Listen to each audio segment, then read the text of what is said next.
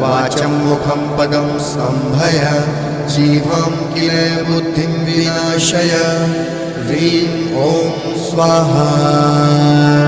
ॐ ह्रीं बगलामुखी सर्वदुष्टानां वाचं मुखं पदं स्तम्भय जीवं किल बुद्धिं विनाशय ह्रीं ॐ स्वाहा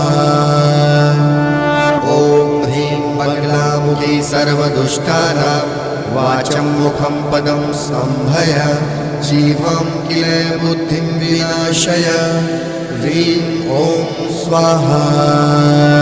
ॐ ह्रीं बगलामुखी सर्वदुष्टानां वाचं मुखं पदं स्तम्भय